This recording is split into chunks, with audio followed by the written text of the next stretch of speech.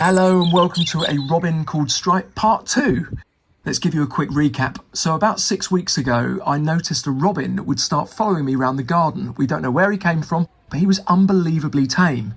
And so we thought, right, let's just see how tame he is. So we started putting mealworms down for him, which is a live food which robins absolutely love. Started bringing it in the house, and he was absolutely tame as you like. He'd come in the house, he'd feed right in front of us, he'd feed right in front of our dog. He was wonderful, and we were just scratching our heads as to who he was, where has he come from, and why is he here? Anyway, we got the remote cameras out and we started recording our magical journey with Stripe, and so let's get on with part 2.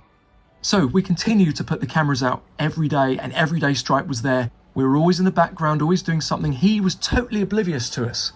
He just got on, he would feed, we'd find droppings in the front room, we'd find them in the kitchen, we'd find them in the utility room.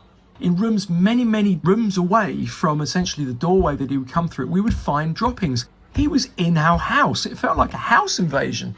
But we loved the fact that Stripe was always there, and so we could crack on with life as normal with him in the background. And then one day we noticed one of his feet was swollen.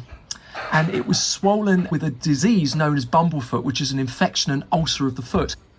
Another thing we noticed, he often stood on one foot, which suggested he had a very poorly foot. So I thought, what can we do for poor old Stripe? We don't want him having a sore foot.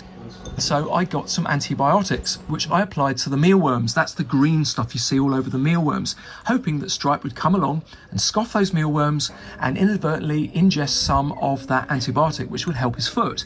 So we sat back and we waited, and sure enough, he carried on feeding as normal. And so he was essentially being a good boy and taking his medicine.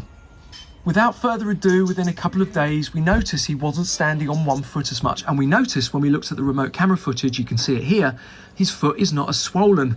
The antibiotics are curing the infection, and so, hooray, we're back to business as usual. Good old Stripe, look, his foot is lovely now, it's not swollen anymore. He's zooming around doing what Stripe does, which is come in our house.